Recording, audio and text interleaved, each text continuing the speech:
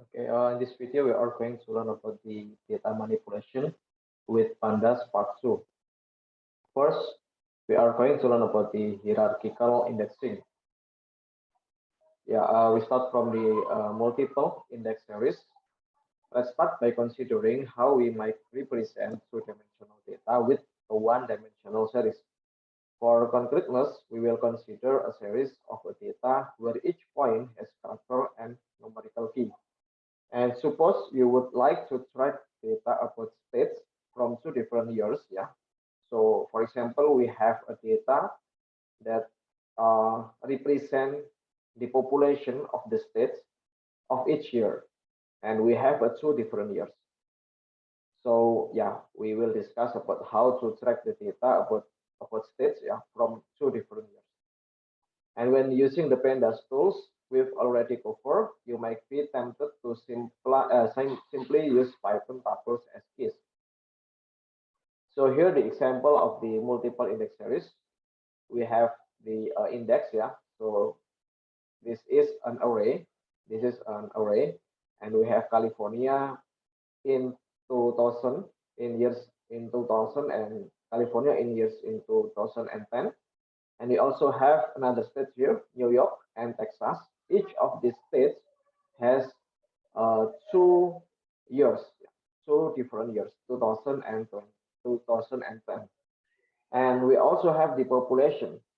So the population around, yeah, let's say this is the 3 millions, yeah, 3 million somethings for the California in 2000 and 3.7 millions in California in 2010, yeah.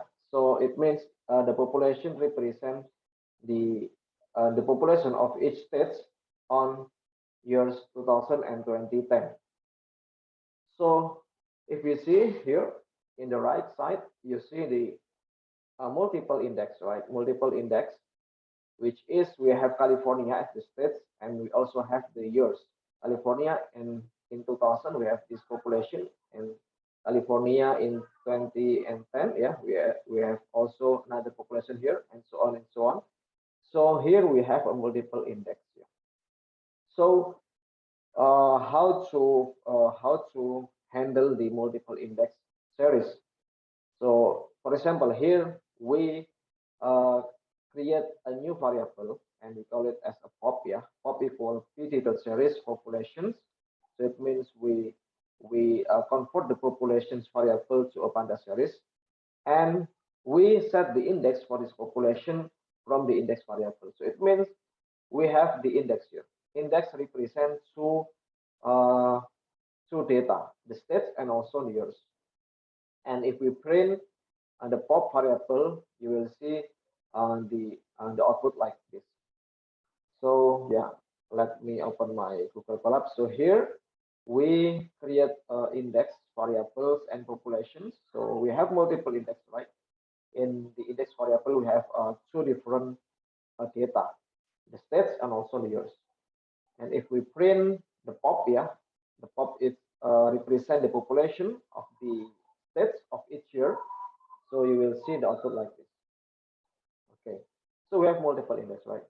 So for example, yeah, if we need to select all values from 2010 or 2010, yeah, you will need to do some messy and potentially slow marking to make it happen. So it means if we have multiple index, then we use a regular indexing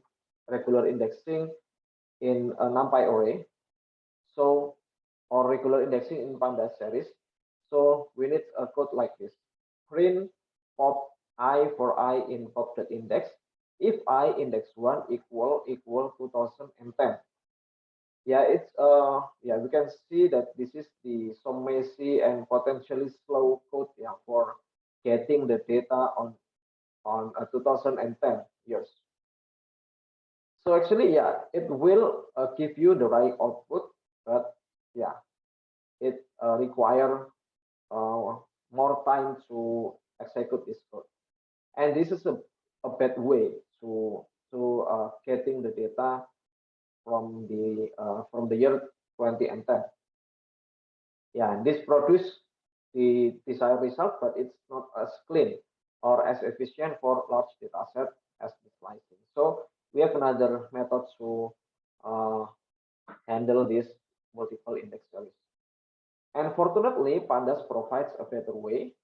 Our tuple-based indexing is essentially rudimentary multi-index, and the Pandas multi-index type gives us the type of the operation we wish to have. And we can create a multi-index from the tuples as follows. So we need to uh, change the index variable to a multi-index using Pandas multi-index. So it means we have method here, right? We have method pd.multi-index from tuples, and we give the parameter to index, right? So we convert the index array, yeah, to a multi-index Pandas series. And if we print the index, it will give you the output like this. Okay. For example, here, let's take this code and also this one. We convert the index array to a multi-index Pandas series. So it will give you some of the output like this. Yeah, this one is the multi-index, and on each index we have two data, the states and also the years. After we convert the index variable, so if we do the re-index, yeah, so if we re-index our series with this multi-index, we see the hierarchical representation of the data. So after we convert the index array to the Panda multi-index, and we print,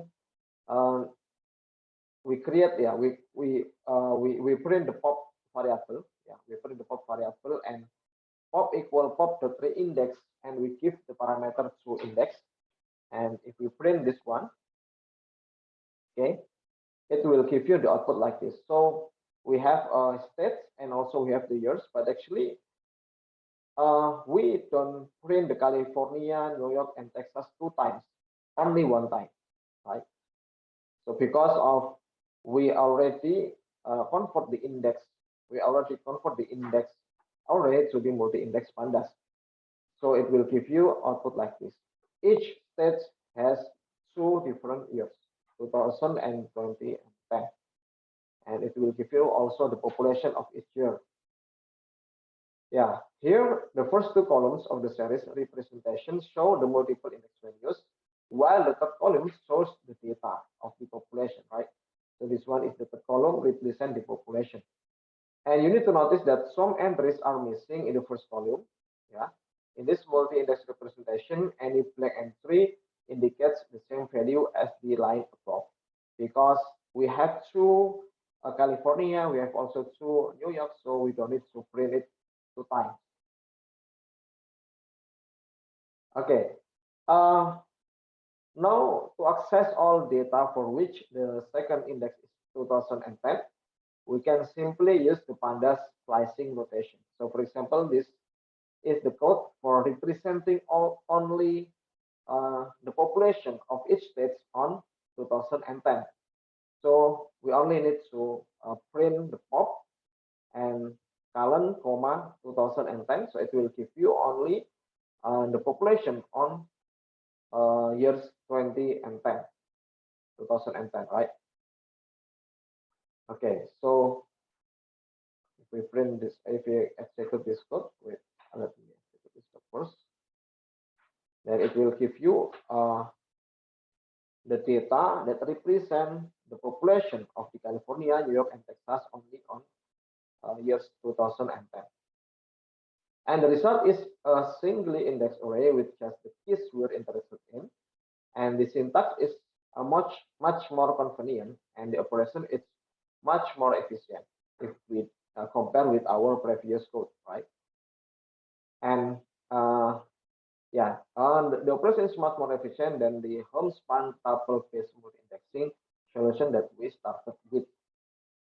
So that's all from the multiple index series and how we convert the index NumPy, yeah, to the multi-index Pandas. And this is the way to represent also the data using the multi-index Pandas series. Okay, and the next one is we could easily have stored the same data using a simple data frame with index and column labels. In fact, Pandas is built with this equivalence in mind. The unstack method will quickly convert a multiply index series into a conventionally indexed data frame. So for example, this one. So we can also convert our multiple index data to a data frame because as you can see here, actually this one is also can be represented as a data frame pandas, right? So how to convert our multiple index into a data frame, pandas data frame? So we can just use the unstack method like this. Okay, we create a pop underscore tf variable equal pop.unstack. So this one is the method to convert the multiple index data series to a data frame data. So it will give you the output like this. Yeah, it's like a table. We have the columns and also we have the rows, and each cell on this table will represent the population, right? So we can use the unstack method. And the next one, if we want to uh, convert it back to a multiple index series, so we can use the stack method, right? So let me execute this code. It will give you the output like our previous code, right? So actually, this one, yeah, we can also represent it as a data frame using the unstack method.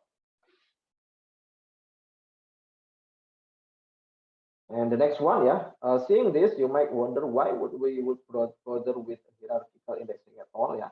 The reason is simple, just as we were able to use multi-indexing to represent two-dimensional data with a one-dimensional series.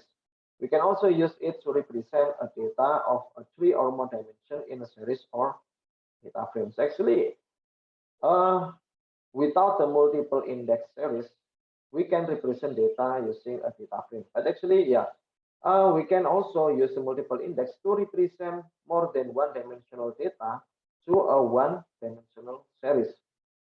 Yeah, each extra level in a multi-index represent an extra dimension of data. Taking advantage of this property gives us much more flexibility in the types of data we can represent.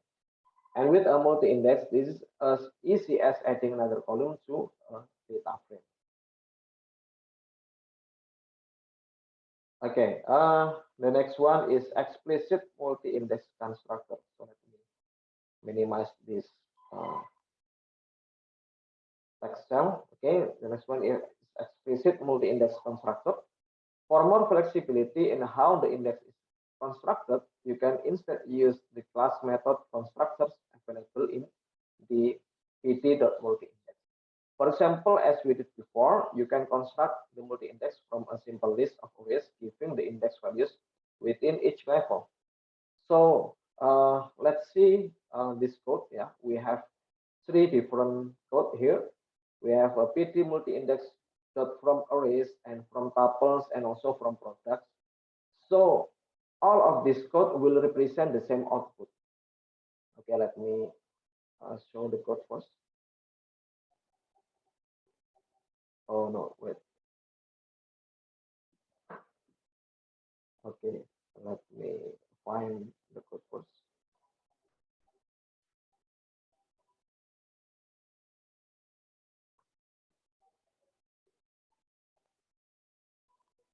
Okay, so this one is the example of the explicit multi-index constructor. So actually we can construct a multi-index uh, variable. So this one is the example how to create the multi-index variable.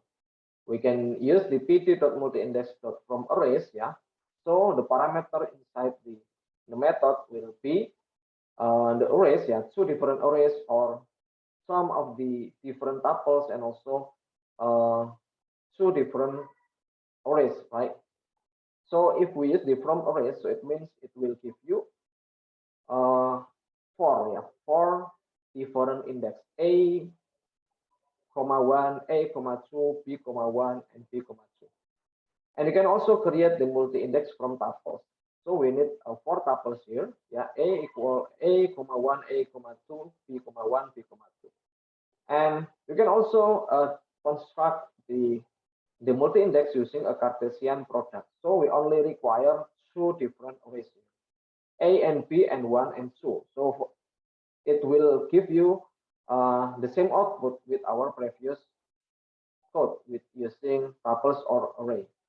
So it will give you A, comma 1, A, comma 2, B, comma 1, and B, comma 2.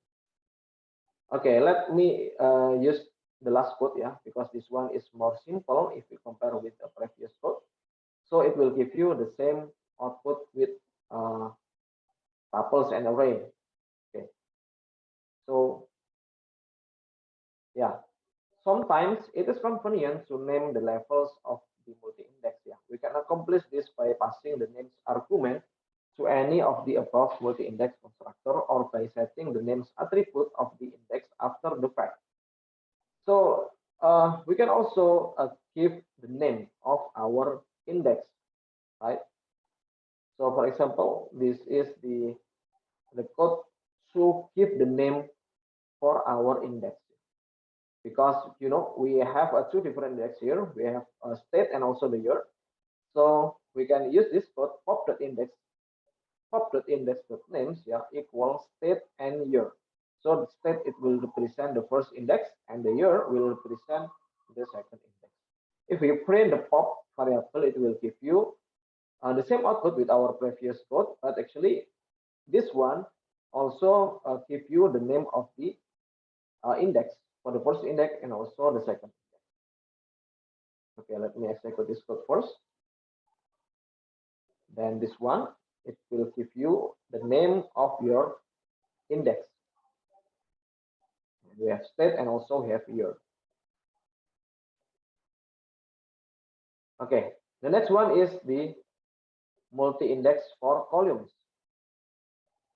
What we have discussed before, we only give the multi-index for our rows, not the columns. Actually, we can also give a multi-index values to our columns in our data frame. So yeah, in a data frame, the rows and columns are completely symmetric, and just as the rows can have multiple levels of indices, the columns can have also multiple levels as well. And consider the following, which is a mock-up of some medical data. So yeah, let's just represent some of the data frame. Yeah, here we can have two different variable, yeah, index and columns. Yeah, so index, we have two different index here. Yeah, for the index variable, we have year and also we have 1 and 2. 1 and 2, it represent the visit. Yeah, this one is the year and this one is the visit.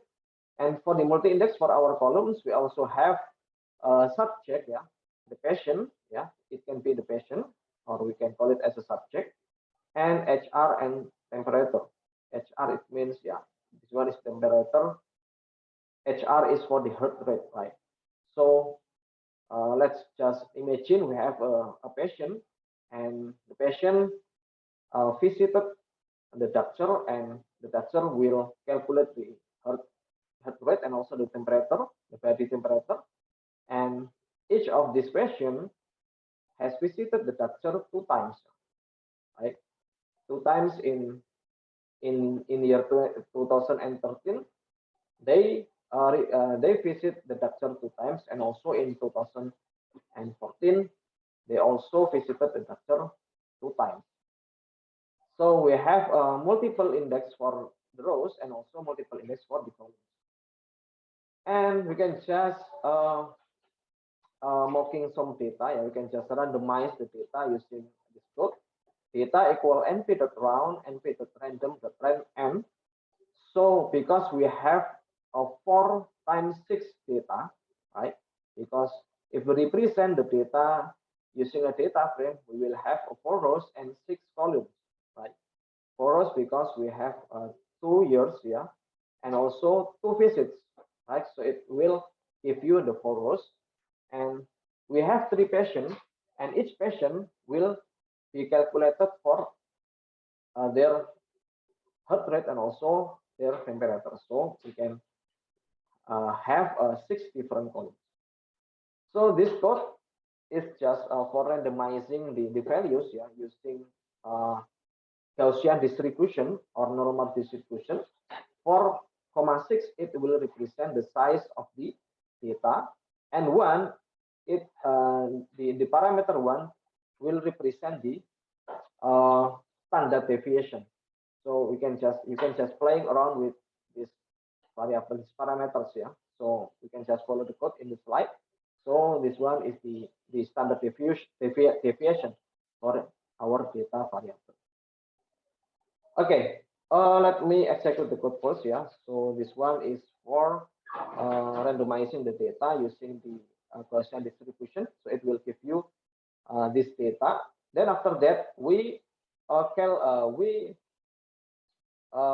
multiplying of these items, yeah, with 10 values, right?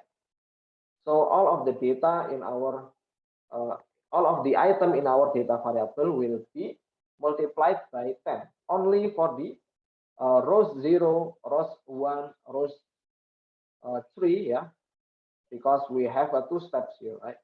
2 steps. So all of the data in column 0, uh, column 2, and column 4 will be multiplied by 10, right? So if you print the data, it will give you the output like this. Then after that, all of the data, all of the item in our data variable will be added by 37 values, right? Data plus equal 37. So all of the item in our data will be added by 37. Then after that, we convert the data variable to a data frame. So we create another variable here, help underscore data equal pd dot data frame. And because we want to convert the data to a data frame, so we need a first parameter. We give the first parameter as a data. So the index, yeah, equal index, and the columns equals columns. So we already create the index and columns before, right? This one is the index, yeah, the index for the rows. We have 2 index for the rows and 2 index for the columns. So we give the parameters index equal index and columns equal columns. And if you print the help underscore data, it will give you the output like this. So we have 2 different index in the rows, and also we have 2 different index in the columns, right? Okay, we see where the multi-indexing for both rows and columns can come in very handy. This is fundamentally for dimensional data, where the dimension are the subject, the measurement type, the year, and the visit number. So actually, we can represent 4-dimensional data to a 2-dimensional data, right? Because we have a 2 different index for the rows and also 2 different index for the columns. So yeah, we can say that we have a 4-dimensional data that we can represent it as a 2-dimensional data. And with this in place, we can, for example, the index the top level columns by the person names and get a full data frame containing just that person's information. So if we want to get the data for one patient, yeah. So for example, we want to know the data from the Q2, yeah, Q2, because we have the patient which who has a name as a Q2. If we want to know the data from the Q2, so we can just print health data and using the square bracket, yeah. So if we keep the index as a Q2, so it will give you the data from the Q2 for each year. Each year, he visited the doctor 2 times, right? And the heart rate and the temperature will be like this, right? Okay, the next one is shorted and unshorted indices. Okay, let me minimize our previous code first, so it will not make you confused. Okay, shorted and unsorted indices. Many of the multi-index slicing operations will fail if the index is not sorted. For example, we create a new index here, index equal pd.multi-index dot from product ACP and 1 and 2. So we have 2 different index here, ACP and 1,2. And so we create a data also here. Data equal p dot series and p dot random 6. Yeah, so we have 6 items inside our data variables, and we give the index to the index variable that we have created before. And we also give the name for our columns, yeah, for our data columns to char and int, char and integer. So because we have two different index here, acp as a char and 1,2 as a integer. And if you print the data, yeah, using regular slicing method, yeah, in NumPy or in Python, so it will give you the error message. Why? Because if we use the multi-index, we need to sort, yeah, we need to sort the indices first before we slicing our data. Okay, okay, let me execute this code first.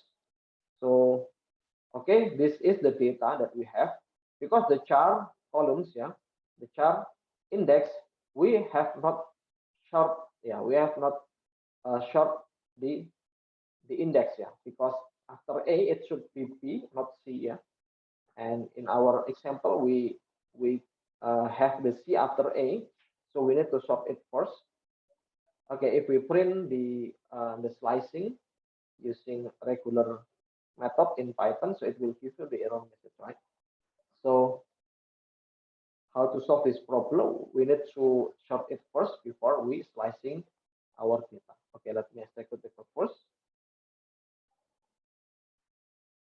Okay, although it is not entirely clear from the error message, this is the result of the multi-index not being sorted. For various reasons, partial slices and other similar operations require the label in the multi-index to be inserted or lexicographical order.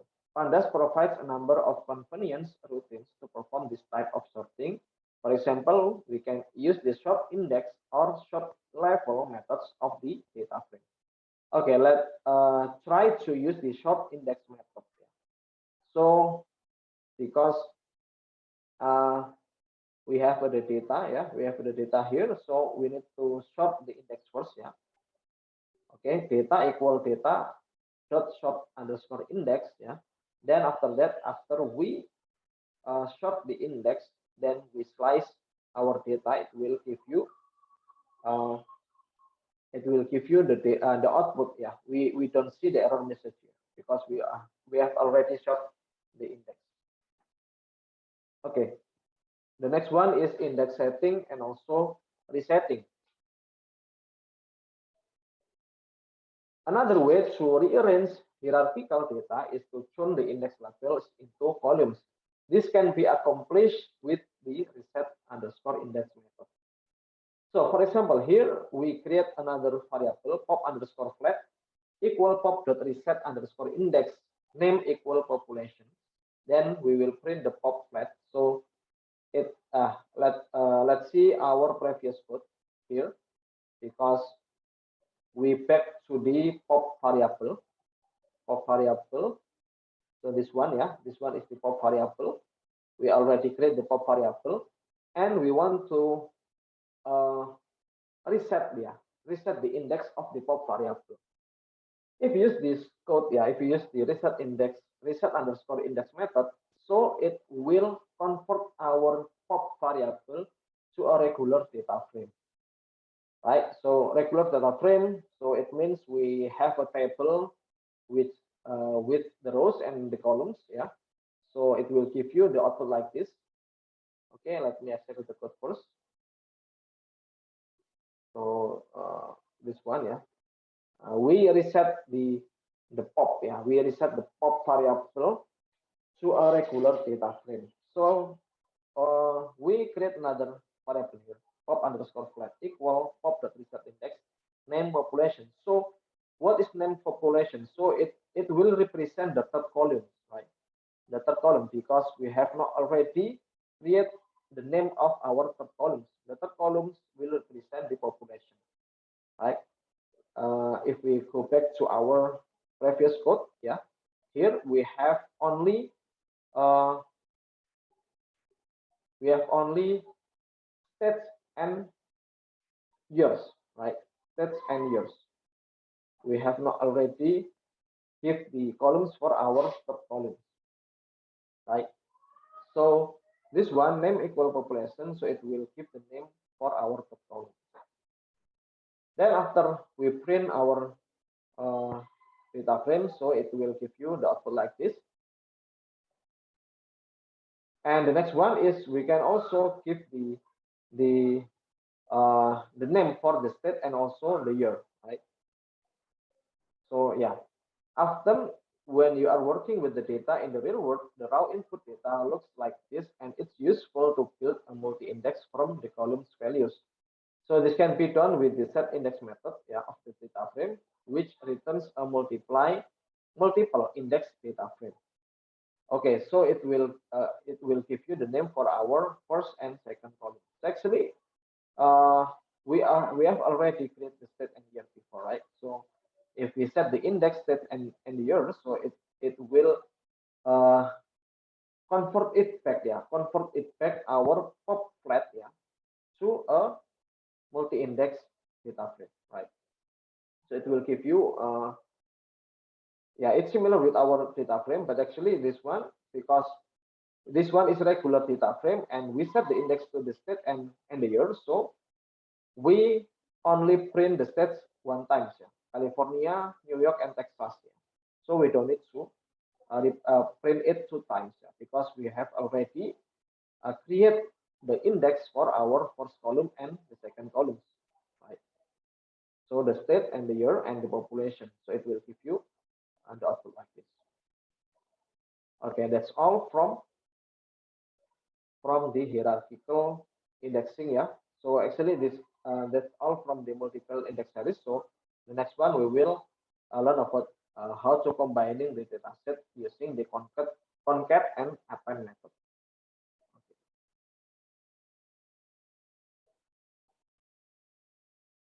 Okay, we will discuss about combining data sets using concat and append method.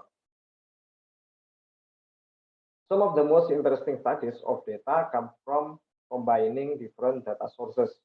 This operation can involve anything from very straightforward concatenation of two different datasets to more complicated database style joins and merge that correctly handle any overlaps between the datasets. Concatenation of series and data frame objects is very similar to concatenation of NumPy arrays. The method that is used in Pandas, yeah, we have a pandas.concat, which has a similar syntax to NumPy concatenate, but contains a number of options. Yeah, we have a similar method, which if you compare with the NumPy concatenate, yeah, pandas concat has a similar function with the NumPy concatenate. It's similar but not same. And also there are some differences between pandas concat and NumPy concatenate. Some of the most interesting practice of data come from combining different data sources. These operations can involve anything from very straightforward concatenation of two different datasets to more complicated database style joins and merge that correctly handle any overlaps between the datasets. Yeah, like I was mentioning before, we can combine two different datasets. Yeah, it can be a series or it can be a data frame. We have more than one data frame or we have more than one series. Then we can combine that two variable to a new variable.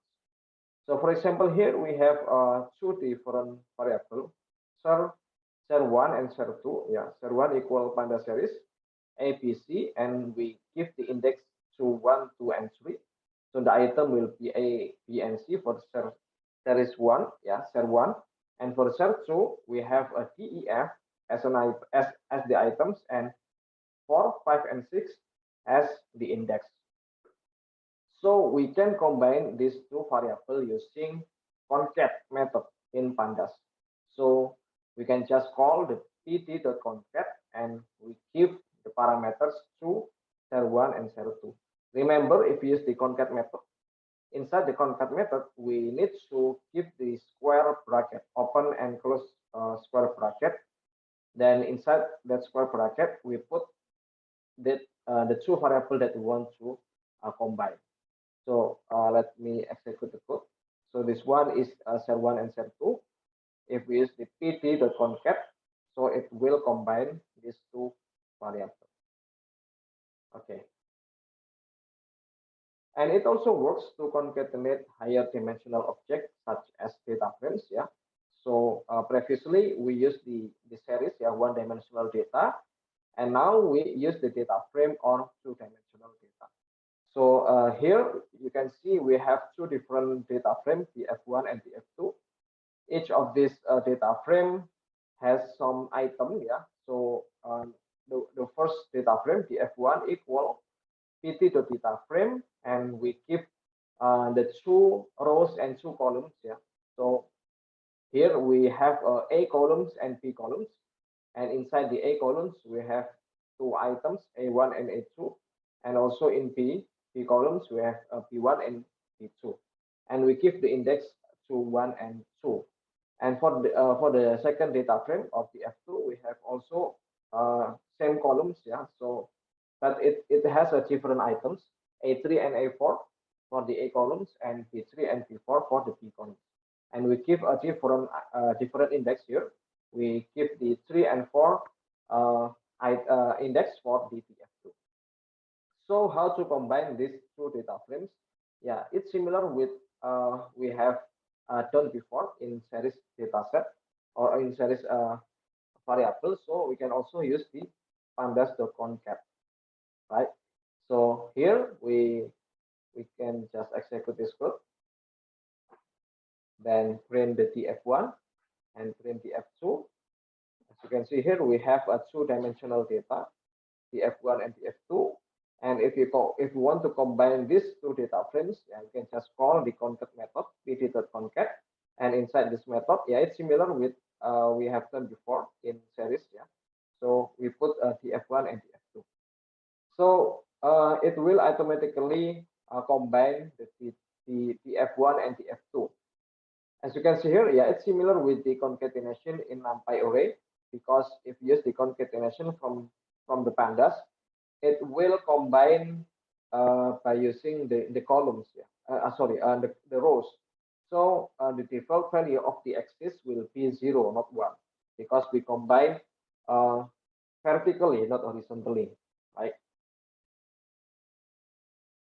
Yeah, by default, the concatenation, yeah, takes place row wise within the data frame, or the axis equals 0. Yeah, like I was mentioning before, we use the axis equals 0 for the default parameters, because yeah, we combine the rows, not the columns.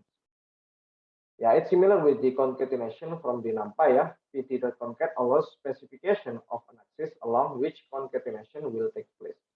So here, as you can see here, we also be able to use different parameters for the axis. For example, here we give the axis parameters to 1, so it will combine these two data frame. We will combine these two data frame by its columns, not the rows, right? But actually, it has some differences, yeah. If we compare with the concatenation in NumPy, because if you use the axis equal 1 in pandas.concat, so it will give you the not a number values, right? For the rows 1 and rows 2 in column A and B, and column in rows 3 and 4 in column A and B also. Yeah, one important difference between NP concatenate and pt.concat is that pandas concatenation preserves indices. So it will preserve the indices, even if the result will have duplicate indices. Okay, how to combine vertically and horizontally? Yeah, we will discuss it after this. But if we use the axis equal 1, it will give you the output like this. Okay, so we go to the another example here.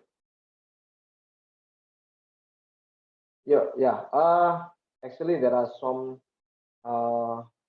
difference, yeah, between the code in the slide and also with my code in Google Colab. Yeah, it's okay, because yeah, I think I did some typo in the slide, so let's follow the code from the Google Colab. So we have two different variable x and y. Yeah, x and y are the data frame variables. So we give the x and y some items here. Yeah, a0 and a1, b0 and b1 for the column a and b, and also we create another variable y. Yeah, as you can see here, we have two different data frames, and we want to copy the index from x data frame to y data frame. So if we do like this, so the index in y data frame will be the same with the index in x data frame. Okay, let's execute this code. Then execute the next code. As you can see here, we combine the x and y data frame. Then it will give you the output like this.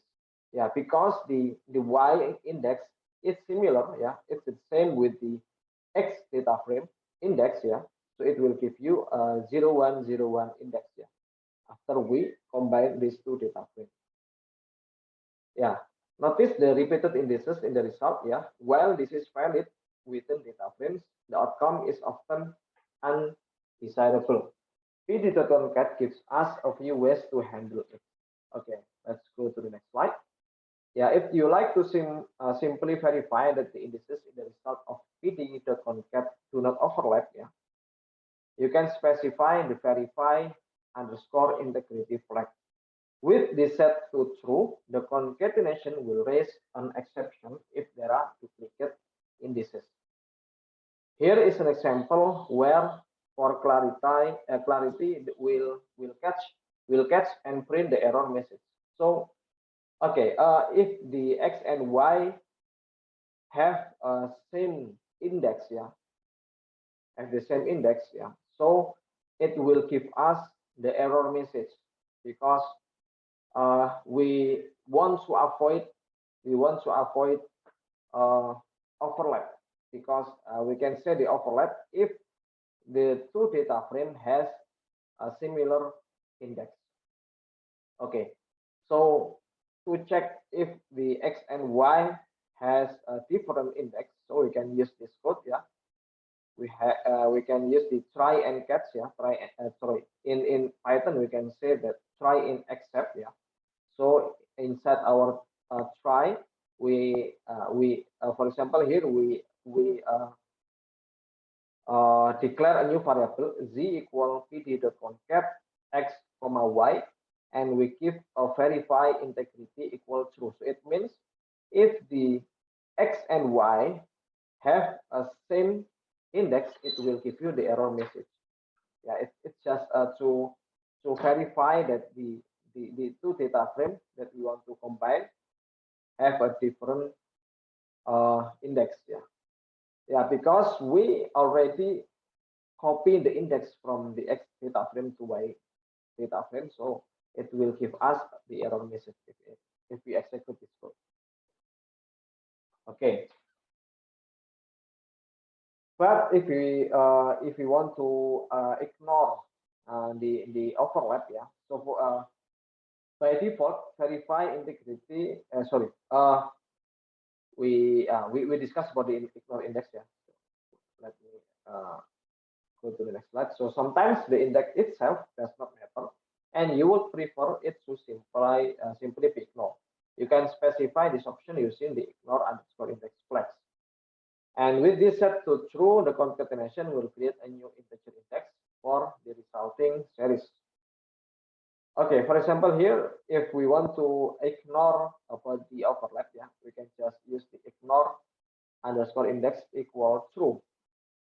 So it will give the y data frame new index here, not 0, 1, but 2 and 3. If you use the we ignore the index here, so it will give us a new index for the y data frame. Another alternative is to use the keys option to specify a label for the data source. The result will be a hierarchically indexed series containing the data. Yeah, for example, here we have a X and Y data frame. Yeah, like we were discussing before, but we can also give another case here. So although X and Y have a same index, but we give the additional keys X and Y. So here we can also add the keys parameter. So it will give us X and Y keys. Okay. The next one we will discuss about the concatenation with joins. In the simple examples we just looked at, we were mainly concatenating data frames with shared column names. In practice, data from different sources might have different sets of column names, and we did a concat over several options in this case. In the example on slide 22, yeah, by default, the entries for which no data is available are filled with name, not a number values. Yeah. So we refer to this code, yeah. In the example on slide 22, by default, the entries for which no data is available are filled with not a number value. To change this, we can specify one of several options for the join parameter of the concatenate functions. By default, the join is a union of the input columns. Yeah, by default, the join parameters will be altered, but we can change this to an intersection of the columns using join equal. Okay, we will discuss about this after on the next slide. Okay, for example, here we have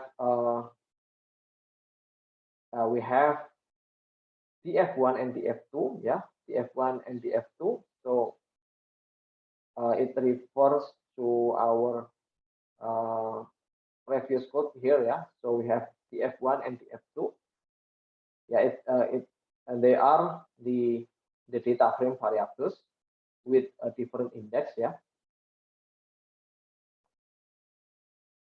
Then we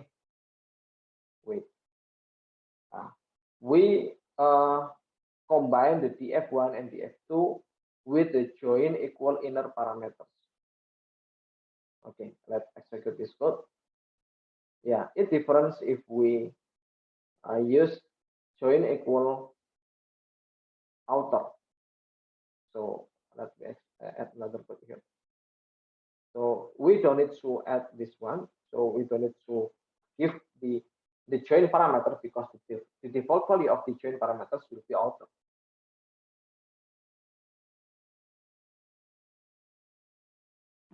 Wait.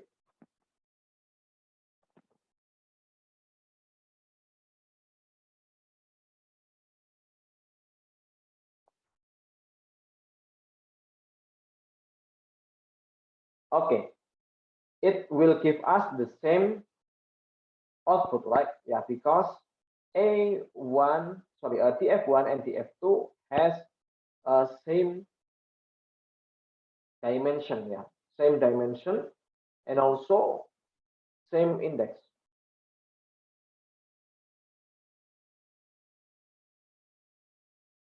Okay, because the TF1 and TF2 has same columns, yeah, same columns. It means TF1 has A and B columns, and also TF2 has A and B columns. They have a same column, but we can go to another example here. We have the F5 and the F6. Yeah, we have the F5 and the F6 here. The F5 and the F6 have different columns. As you can see here, A, B, and C are the columns for the F5, and B, C, and D are the F6 columns. The F5 and the F6 have different columns. What about if we combine these two data frames? So as you can see here, if we execute this code, it will give us the not a number values, yeah, on the columns, yeah, for the TF5, yeah, because the F5 doesn't have the columns, and it also happened in the F6 because the F6 has no A columns, yeah, so it will give the values in A columns, not a number, right? Okay, let's refer to our previous code.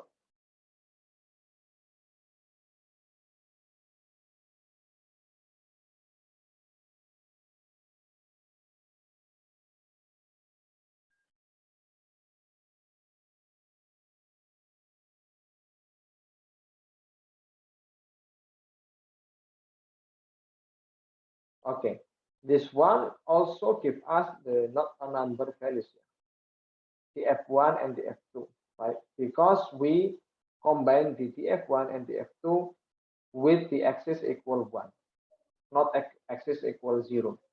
So it will copy, yeah, it will uh, uh, copy the same columns. It will give multiple columns for A and B, right? Okay.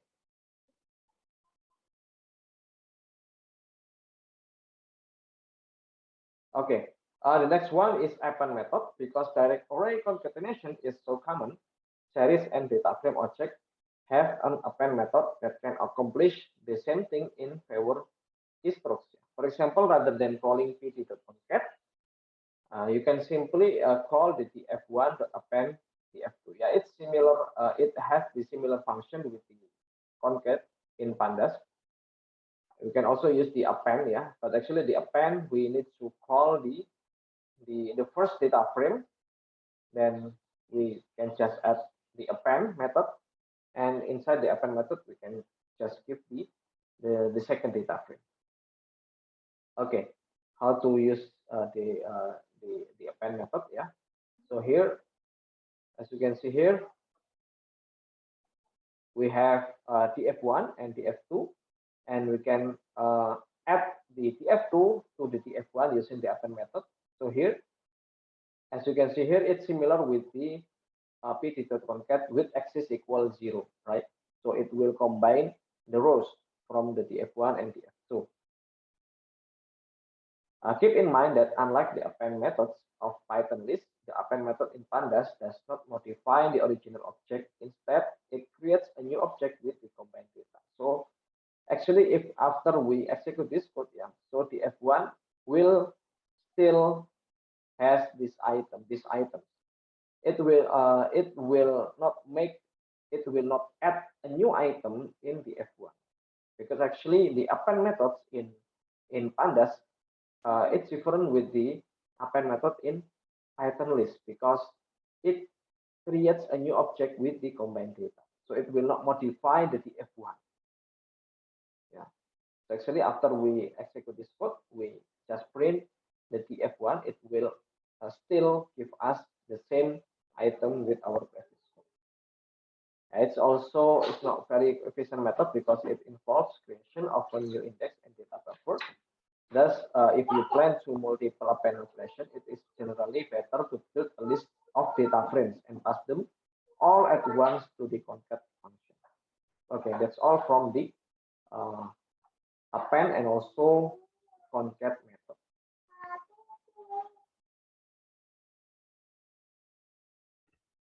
Okay, and the next one we will discuss about the combining data sets using merge and join method. If you have ever worked with databases, you should be familiar with this type of data interaction. The main interface for this is the pd.merge functions. The pd.merge function implements a number of types of joins, such as the one-to-one, many-to-one, and also many-to-many joins. All three types of joins are accessed via an identical call to the pd.merge interface, and the type of join performed depends on the form of the input data. Yeah, it's similar with the relation between one table to another table. If we use the database, yeah, we can create a relation between two tables. Yeah, pd.merge function is similar with the a relationship between two tables in a database. Perhaps the simplest type of merge expression is the one-to-one join, which is in many ways very similar to the column-wise concatenation. So here we have two data frames, df1 and df2. And for the df1, we have two keys here, employee and group. Yeah, we have two index here, employee and group as a columns. And also we also have df2. It's also a data frame. It also have employee columns and hire date columns. Yeah. And if we print these two data frame, we will get the output like this. This one is for df1 and this one is for df2. And if you want to join, if you want to merge these two data frame, yeah, we can just use the pd.merge function. As you can see here, this is the output if we combine or merge these two data frame. As you can see here, because these two data frame has same columns, which is employee columns. So here you can see, for example, Bob. Yeah, Bob, the employee with the name of Bob will have a group accounting, and the hire date. Yeah, it get the hire date data from the df2 data frame. Yeah, because as you can see here, Bob has a hire date in 2008. So we have a 2008 in hire date after we combine these two data frame. Okay, let's execute this code. Yeah, so here we have the df1 and the df2. After we merge the df1 and the df2, we will have the output like this. Why we call it as a one-to-one joins? Because here we only have Bob. Yeah, we only have one Bob in df1, and we also only have one Bob in df2, because there are no duplicate data in df1 and in df2, because yeah, we only have one data from df1 and we also have one data from df2. As you can see here, Bob, Jack, Lisa, and Sue, yeah, all of these employee only have one rows, yeah, one data in df1 and df2. So we can call it as a one-to-one joins, because there are two duplicate data on df1 and df2. There are no more than one duplicate data in df1 and df2. Okay, the pd.merge function recognizes that each data frame has an employee columns and automatically joins using the column as a key. And the result of the merge is a new data frame that combines the information from the two inputs. Yeah, we don't need to worry about which of the columns that we want to merge. Yeah, because if we use the pd.merge function, it will recognize automatically which columns, yeah, which columns that is on the df1 and the df2 with has a similar name. Yeah, because employee, yeah, the df1 has the employee columns and the df2 also have the employee columns, so the pd.merge function will recognize it automatically. And the result of the merge is a new data frame that combines the information from the two inputs. Notice that the order of entries in each column is not necessarily maintained. In this case, the order of the employee column differs between the f1 and the f2. And the pd.merge function correctly accounts for this. So we don't need to worry about the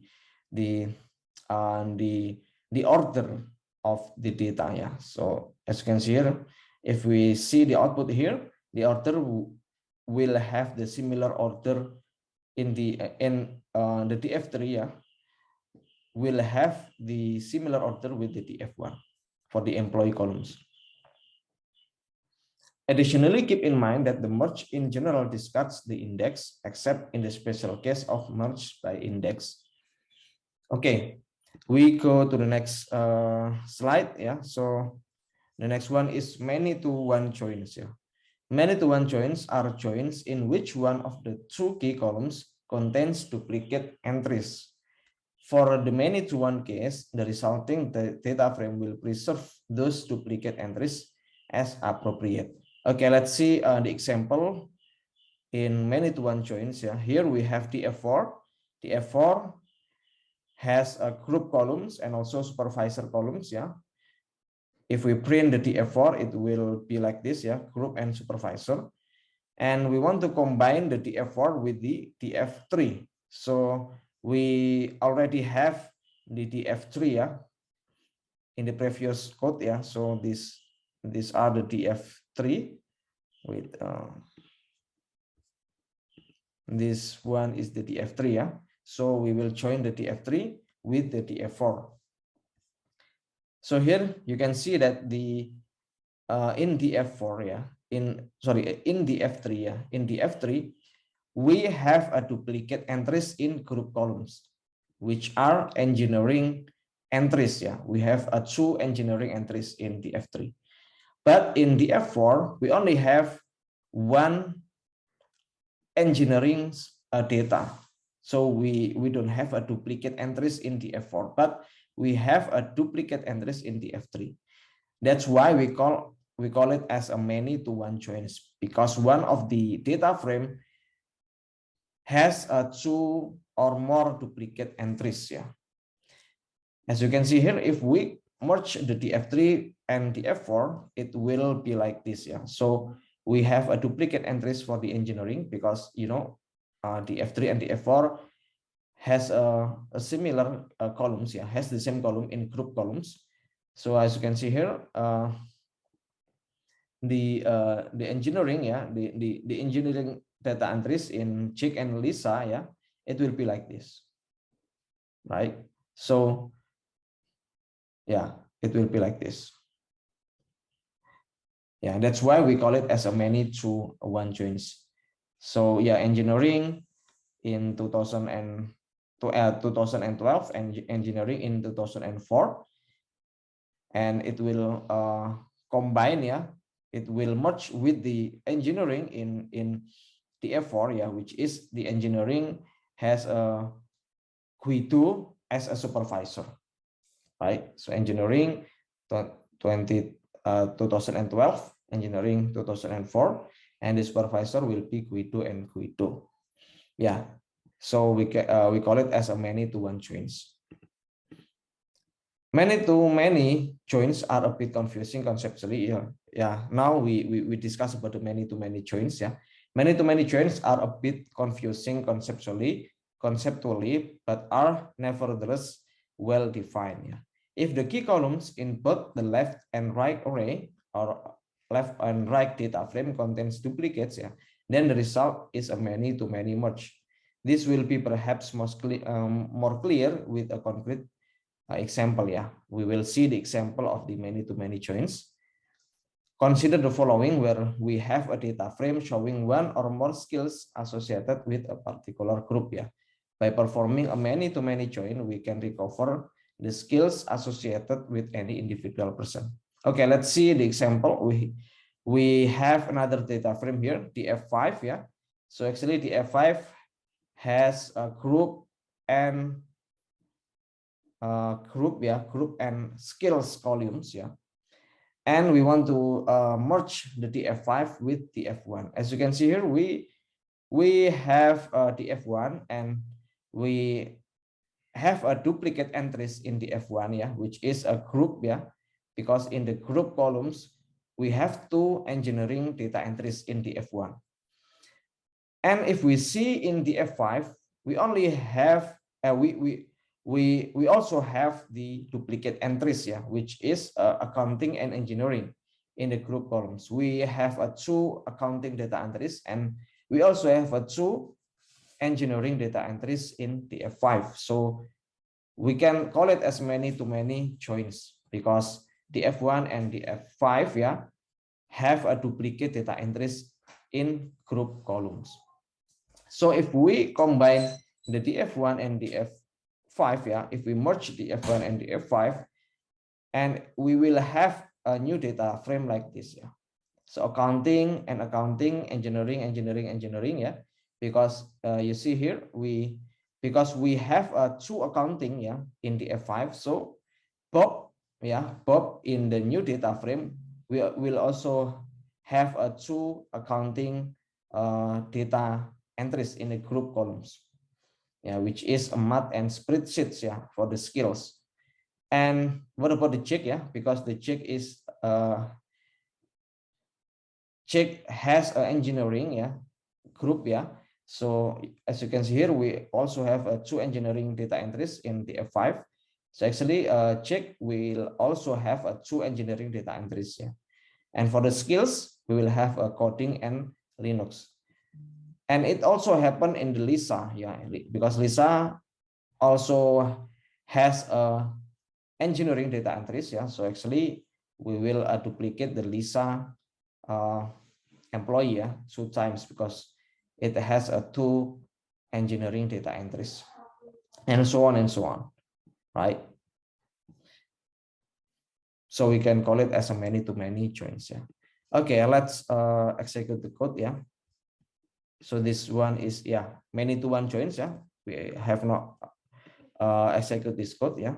Yeah, let me execute the code for the many-to-one joins. And we also have here many-to-one joins. Okay. Okay, this is the F1 and the F5. If we merge the TF1 with the TF5, it will be like this. Yeah, it's like duplicating the employee, the data for the employee, right? Bob 2 times, Chick 2 times, yeah, Lisa 2 times, and Sue 2 times. Okay, the next one is the specification of the merge key. We've already seen the default behavior of the pd.merge function. It looks for one or more matching columns name between the two inputs and use this as the key. However, often the columns name will not match so nicely, and pd.merge provides a variety of options for handling this. Yeah. Most simply, you can explicitly specify the name of the key column using the on keyword, which takes a column name or a list of column names. Yeah. Maybe in the real case, yeah, we have a different column names, yeah, but it represents the same data. So we can use the on keyword in the pd.merge parameters. So for example, here we want to combine the df1 and df2, yeah, on employee columns, yeah. So let's see the df1 and df2. Yeah, because the df1 and df2 has a similar name of the employee columns, yeah. So we can just combine it to the employee. I'm sorry, I mean, if we have two data frame that has two same column names, yeah. For example, yeah, we have two different data frame which has two more than one same columns, yeah. So we can just use the on keyword, yeah, on the parameters. So I mean, if we have a two or more same column names, yeah, in our data frame that we want to merge, so to avoid the confusing, yeah, about the which one of the column that we want to merge, yeah, so we can just use the on keyword, yeah. And that option works only if both the left and right data frames have the specified column names, yeah. Yeah, because in this example, actually the F1 and the F2 only have one column name, yeah, one column same column name. So actually, if we don't use the on keyword, yeah, it's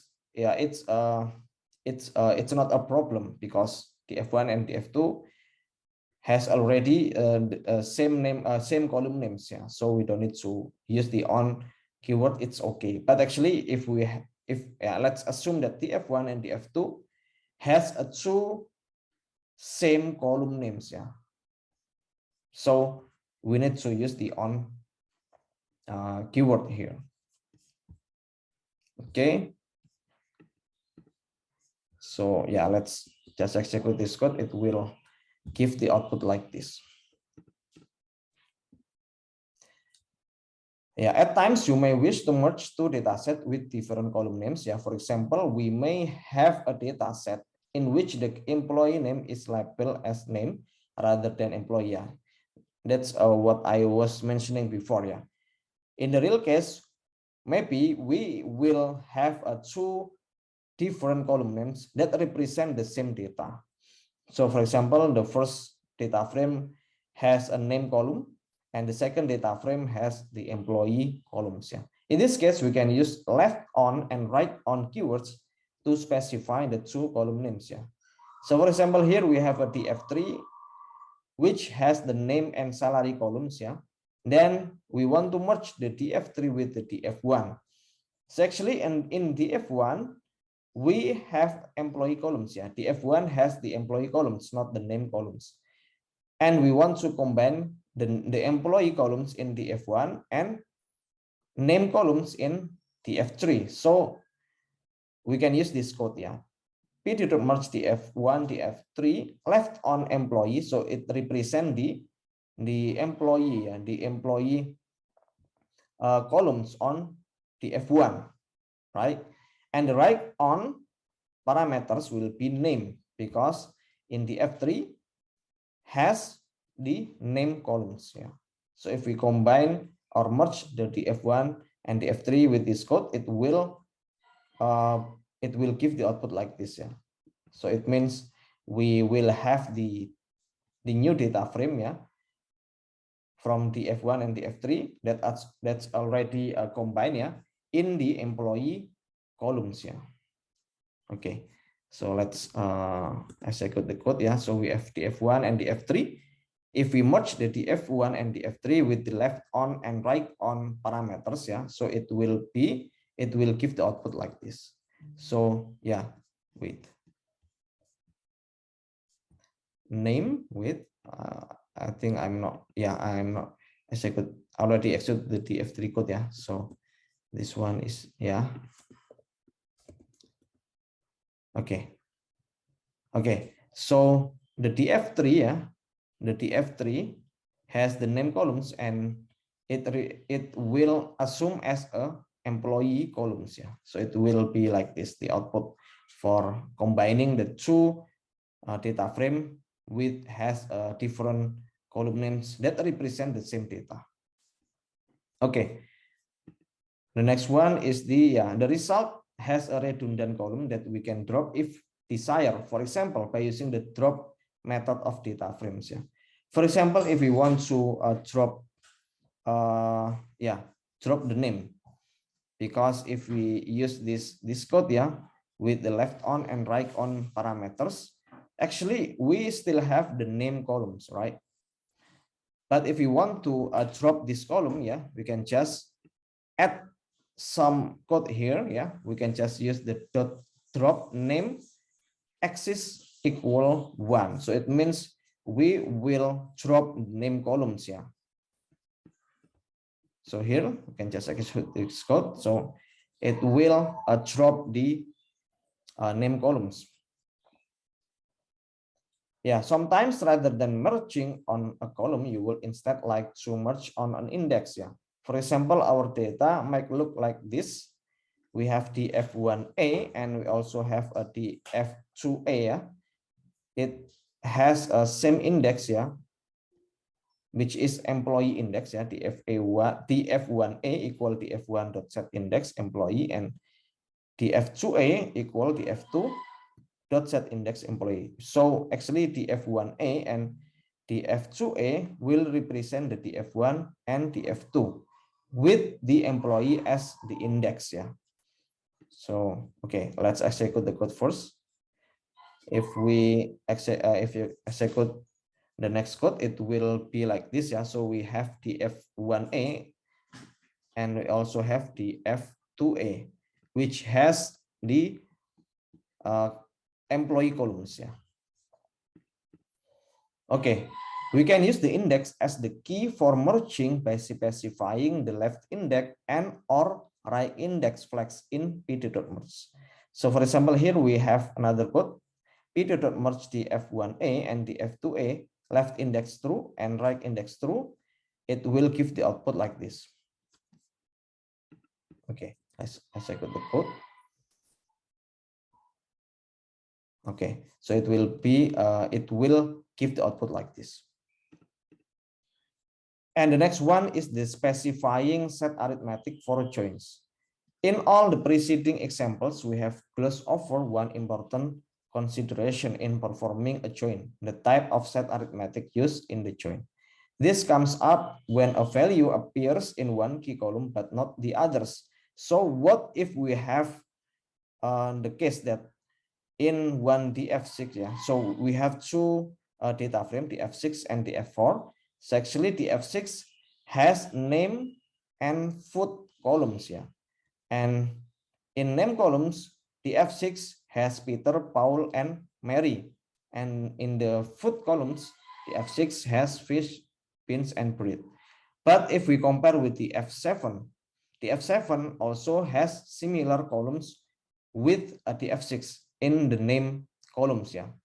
So let's see in the F7. So this one is the F7. So let me execute the code first. Yeah. So we have the F6 and the F7. So here you can see the F6 and the F7 has similar column, which is name columns. But actually, the data entries in the name columns in the F6 has different data entries with the name in the F7 data entries, which is we have Peter, Paul, and Mary in the F6, and we also have Mary and Joseph in the F7. So actually only have the F6 and the F7 only have one similar data entries, which is Mary, right?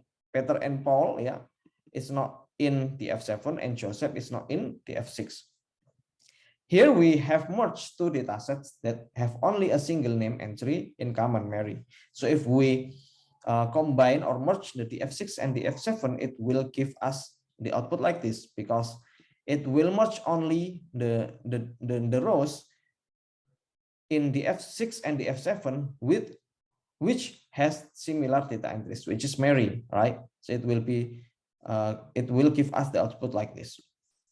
By default, yeah, the result contains the intersection of the two sets of inputs. This is what is known as inner join. Yeah. So if we execute the code, this code, so it will give us the inner join method. Yeah. So actually, it will only join the data that has the same data entries in the F6 and the F4, the F6 and the F7. We can specify this explicitly using the how keyword, which defaults to inner. So by default, we will set the how parameters to inner. If we don't use the how parameters, yeah, it will automatically set to inner. But what happens if we change the how parameters to another values? For example, here we also have another values in how parameter, which are outer, left, and right.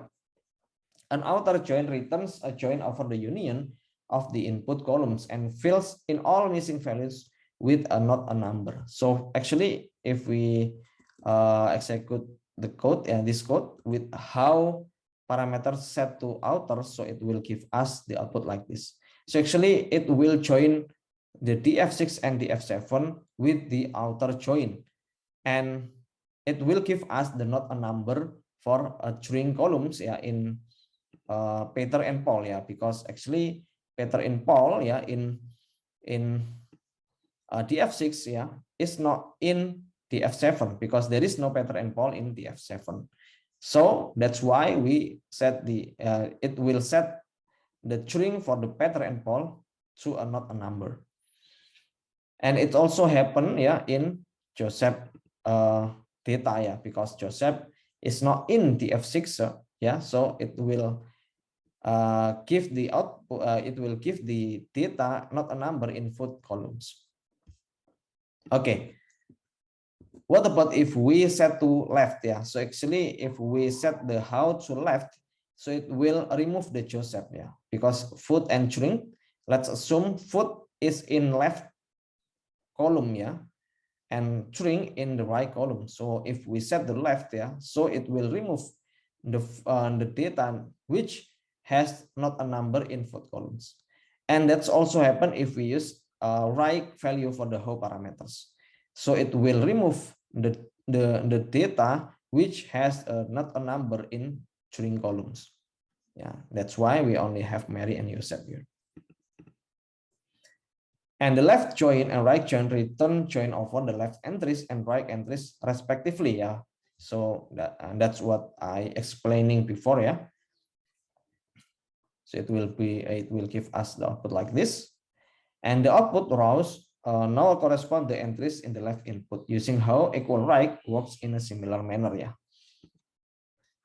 and the next one is overlapping column names. Yeah, finally you may end up in a case where you two input data frames have conflicting column names. Yeah, consider this example. So actually we have a df8 and df9 which has the same columns, name and rank.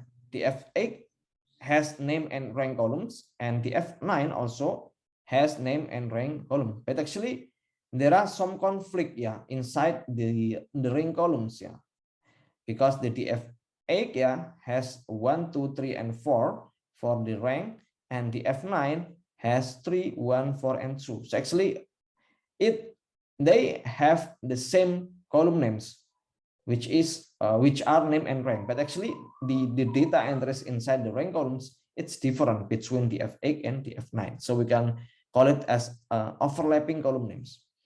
So when we merge these two data frames, the f8 and the f9 on name columns, yeah, it will give us the output like this. So it will give us two different columns, yeah, rank X and rank Y. So rank X will represent the rank from the df8, and rank Y will represent the rank from the df9. Yeah, so let's execute the code. So this one is the code, yeah. So it will print the df8 and df9, which has the similar column names. And if we merge the df8 and df9, it will give the output like this on the name, yeah, on name columns. Yeah, so we merge df8 and df9 on name columns. Yeah, so we from previous slide, because the output would have two conflicting column names, the merge function automatically appends a suffix underscore x, yeah, or underscore y to make the output columns unique. If these defaults are inappropriate, or maybe you want to change the suffix name of the rank, yeah, so it is possible to specify a custom suffix using the suffixes keyword. So this is the how we use the suffixes keyword. Yeah, so we give another parameter series suffixes, yeah, equal underscore l and underscore r. So maybe we want to give the keyword to left and right. Yeah, so it will give us the output like this. Okay, let's execute the code. So it will give us rank underscore left, yeah, and rank underscore r.